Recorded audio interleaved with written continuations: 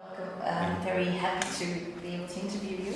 Now, how did you end up in ELT in the first place? Rather by accident, actually. I was living in London trying to make a living as a singer-songwriter. Okay. But nobody had the same very high opinion of my fantastic talent as I did. Okay. So it wasn't going very well. Okay. And I was a graduate, I was an English literature graduate. And somebody said to me that you can do this course in London. It's a fairly short course, and once you've done it, you might be able to get a job anywhere in the world. So without really thinking about it, I thought, oh, that sounds all right. It looks like maybe an escape route. And I went and did one of these CELTA courses, which it was called something else in those days. Mm-hmm. And like so many people since, about 2 weeks in, I suddenly thought, this is a fit. This fits. I actually like doing this. Okay. And I became an English language teacher. And then, because I did the course, and then I had the great good fortune, because I met a beautiful girl who I later married, and she took me to Mexico. And I worked for quite a few years in Mexico, which is where I really learned to teach, I think. Brilliant. And do you still teach now? I teach at the New School in New York on a master's course. Okay. Most of that is online. It's an online course. Last year I did a month teaching face-to-face in New York, but mostly I do it online. So no, I'm not a regular Not a regular. ELT teacher, but I do spend my entire professional life talking to teachers and listening to teachers and working with teachers and watching classes. So there's no specific age group you teach? No. It depends. On the masters, they're adults obviously, but Okay. they range in age from early 20s to whatever. Okay. So over the years there have been many different methods, approaches towards teaching English as a foreign language, communicative approach, lexical approach. Is there any approach in particular you like, you use yourself, or you proclaim to be the best? That question, it's almost impossible to answer that question in a short way. Most people in the world these days say that they're communicative teachers. It's like saying, I'm a teacher. Okay. But as far as I can see, if you then ask them what that meant, you would get 55 different answers to what that means. I suppose I'm a communicative teacher because I believe in teaching so that students can communicate. But some of the practices you take into class aren't about communication at all. They're about focus and study and analysis. I'm quite interested in the idea that Kumaravadevilu proposed to us in 2004, 5, 6, that we've reached a post-method era where it's not so much what method you espouse, but what essential beliefs you have. Okay. And then you kind of find ways of marrying the things you can do with the beliefs you have. I find that more convincing. So, on a certain day, if you think of the gaming generation, people who game, then if I followed that instinct, I might very well say, well, task-based learning is the way I want to go. Mm-hmm. But then there are other things that I think need to be done in a classroom which aren't like that, like analysis, like reflection, like thinking, and they may not fit in. It's a real can of worms, to use that silly old idiom. So many different methods, so many different approaches, then what makes a teacher a good one? In your perspective? Yeah. If I was going to be idealistic about it, I would say what makes a teacher a good teacher is trying to work out what I can do for you personally, which fits your way of being and thinking. Okay. And which will help you learn. And that may be very similar to what suits him and fits him and how he will learn. Okay. But it may be different. So for me, what a good teacher is, by the way, in brackets, a good teacher needs the skills that a good teacher has. The ability to explain clearly, the ability to enthuse people, the ability to manage a classroom, the ability to use whatever educational technology is at hand, whether it's just a blackboard, if you're old-fashioned, or whether it's now people using their mobile device. That's all good teaching, the professional competence. The basics. The basics. But over and above that, it's the way that a teacher can tailor what they know and can do to suit the people in front of them.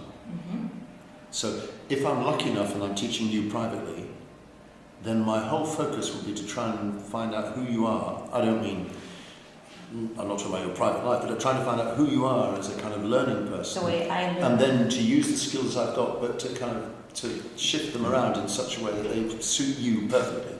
Okay. Our problem comes when, as in most cases, I'm not just teaching you, I'm teaching 35 yous. And you're not all the same. And then I think what a good teacher does is to try and find things that satisfy the whole group, whilst at the same time being able to shift things occasionally to deal with you, and then with her, and then with him. And one of the ways in which that manifests itself is the very simple way of how I respond to people in classrooms, how you respond to different students, whether it's correcting them or pushing them or suggesting or talking to them. And a really great teacher skill is a teacher who kind of knows how to respond to you maybe differently from him. Very long answer, but No. I can't even remember what the question was now. That's okay. Do you know other languages besides English? I'm a fluent speaker of Spanish. Okay. Because of Mexico? Because of Mexico. And I reflect on my experience because I had in my whole life, I had one Spanish class. Okay. But as many people do, I picked it up. Yeah. And I picked it up by living there.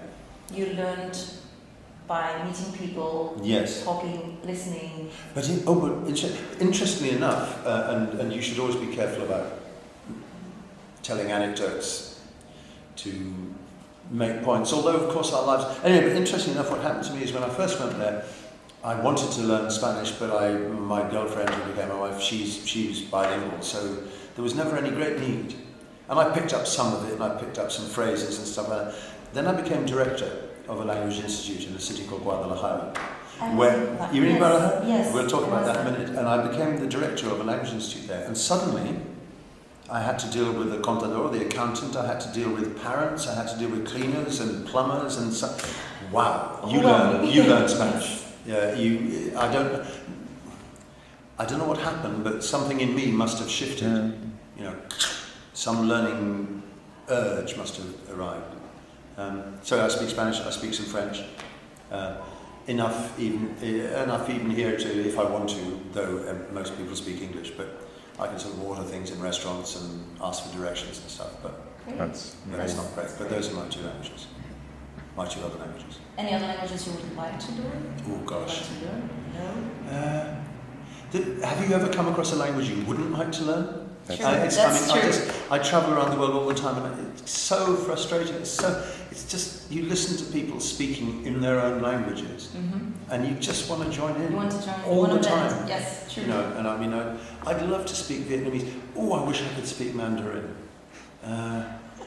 German. I've got a little bit of German somewhere, and I'd love to speak German. And actually, I was in, and I'm not just saying this, but. I was in Amsterdam not Amsterdam, Antwerp and Ghent and places 2 or 3 weeks ago. I was saying, I wish I could speak Flemish because everyone's having a really good time. They're talking, I want to join in. True. Don't you get that feeling? Yes, almost everywhere you go. All the time. So you go many places, you Yes. meet different people, you have a lot of conferences. Yes. Are they all different? Or is it always the same thing you reach, let's say, or how are they different from one another? Well, funny enough, yesterday I flew to Brussels directly from Muscat in Oman, because I've spent the last few days in Oman, which is, you can't imagine anywhere more different from Brussels or and what amazes me about that trip is and we're dealing in the Gulf with people with a very strong culture. Very much predicated on their faith and the customs that go with their faith. So, unlike here in Brussels, where we're all sort of dressed the same and we look pretty much the same, although, by the way, Belgian culture is very different from British culture. True. I'm aware of that. And Flemish culture, and etc. etc. What's interesting, I'm taking too much time. There are things that me and the Omanis talk about, that me and Belgians talk about, and me and French people talk about, and me and Argentinians talk about, which are exactly the same.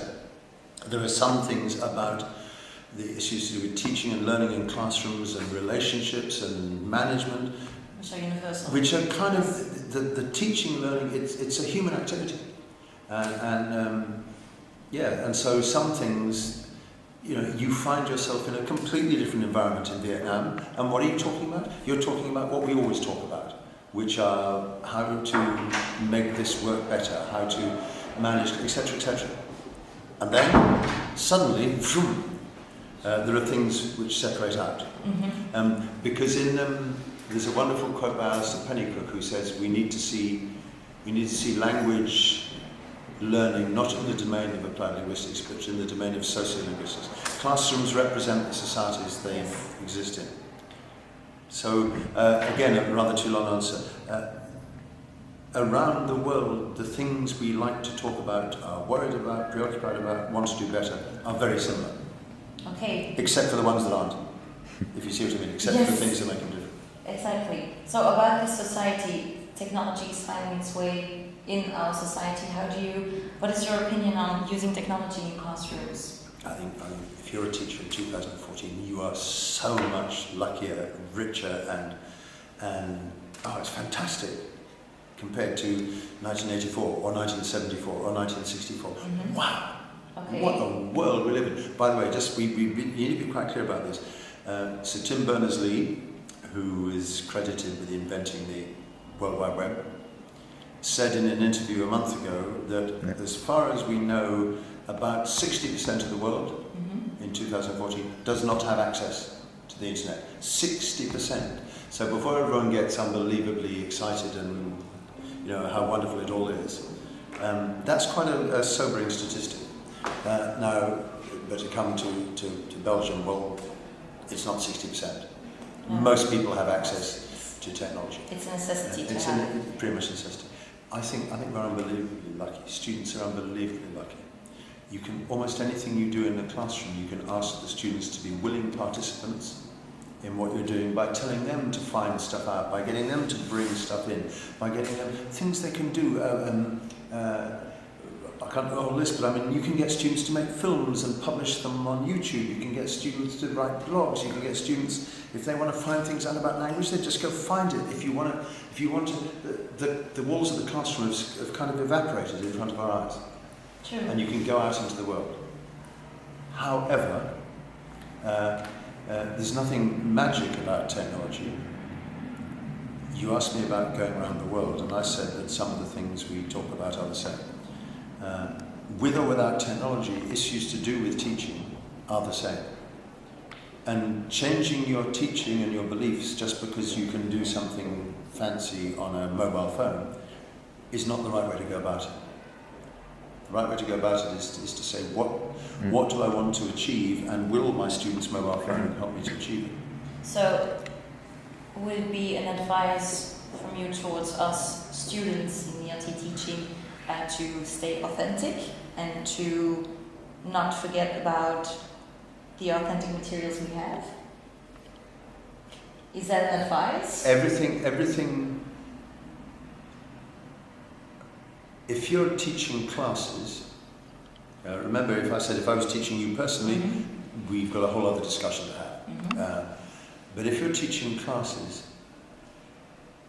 one of the things that matters most of everything is the relationship that you have with that group of people and how you can provoke, enthuse, guide, teach in the way that best helps them to achieve what they need and what they want, which in our case is developing their English language abilities. So if I think that there are lots of wonderful things you can do with their mobile phones or getting them on the computer and things like that, which will help them to achieve that aim. But I also think there are lots of things you can do which don't need any of that stuff to help them achieve the aim. There's that wonderful quote: if you can't teach just using a stick in the desert, then you can't really teach at all. Which is a sort of answer to your technology. Sure. I love all that. I'm a technophile. You're a technophile? Yeah, I love it. Okay. I love the things I can do, which I could never do 20 years ago. Fantastic. But unless you stay you, what's the point? So we should not close our eyes towards technology, but I agree that we stay authentic and close to ourselves. And in that way, my question is about the music career that you plan to have. How did that influence your teaching? Did you include a lot of music in your lessons somehow, or were you maybe disappointed that it did not work out and you banned it from your classroom? No, I still. You go through stages in your life. I mean, it didn't work out. I found something I liked, which is called teaching, but my dream had always been to own a certain guitar, and when I went to Mexico, we stopped off in the States, and I bought myself a Martin D28, which is it's a fabulous guitar, and I've played the guitar all my life, and I've now got 3 guitars, and I play quite a lot. I made a CD the other day. I play when I can. But then things change, but when my kids were learning instruments, I started playing the viola, and that's changed my life because I play in symphony orchestras. In fact, the first time I ever came to Brussels, the second time, I came with an orchestra. We played here in the Palais des Beaux-Arts. And that was great. That's impressive. And we did an all Berlioz evening, with an orchestra and chorus. That's true. And recently I've started a sort of whole new career, which is half singing and playing the guitar and half speaking poetry and prose with my friend and colleague, the guy who I put up on the screen, the violinist, and we perform together.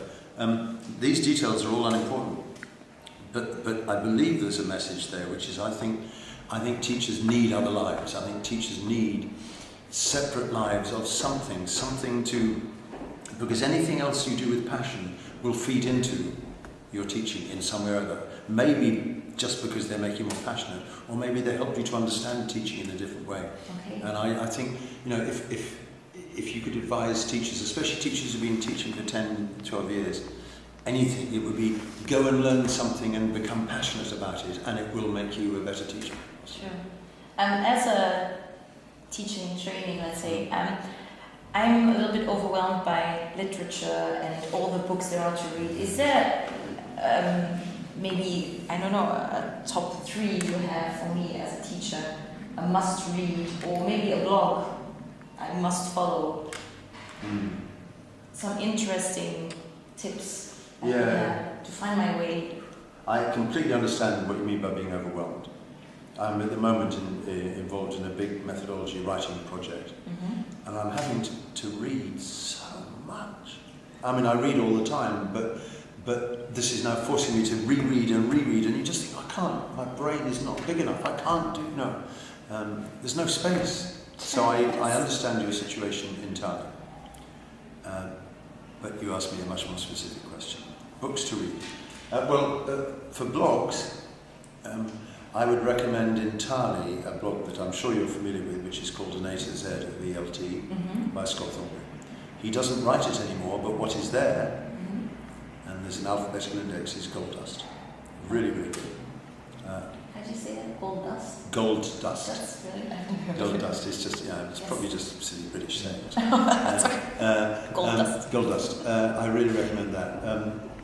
I'd love you to come along and read some of the blog posts I've written, which are not the same. They're rather, they're just, as I said in my talk this morning, they're me questioning things. Open discussions. And hoping for discussion. Oh, help, my brain's gone completely numb. I'll come back to me. Books, I'd love you to read mine. There's Learning Teaching by Jim Scrivener, which is a good book. In the end, some of the most important books you'll ever read are the course books that you're going to use, because they have in them whole methodology. The danger is that it looks very similar from one book to the other, but they're really, really, really, really powerful. But I mean, this is a very pious answer, and partly because I can't come up with instant responses, because you write books yourself. My problem, in answer to your question, which 3 books, is, as I said to you, at the moment I'm completely surrounded by a mass of books. It's a bit like saying, what's your favourite piece of music? I can't focus because I've got 5,000 favourite pieces of music. You're on the same track, so yeah, pretty much. But one, you know, is the best way of finding a route through the jungle.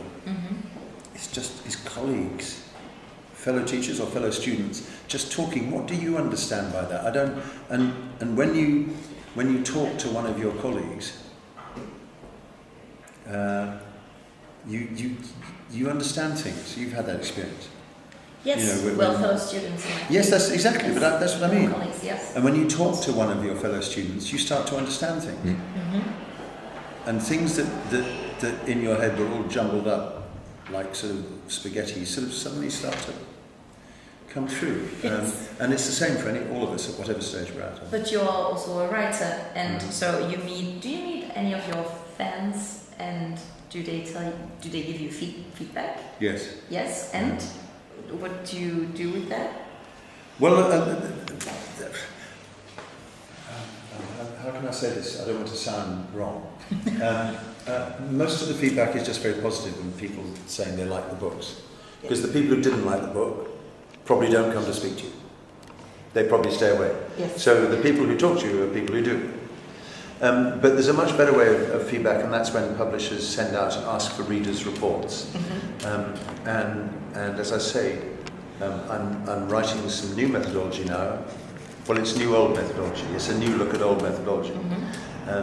And that's been fascinating, because we've asked people, what do you think about the old stuff, and what do you need more of and less of, and things, and that feeds in. So people want more information on lesson planning, more examples of good lesson plans, or they want more of this or more of that.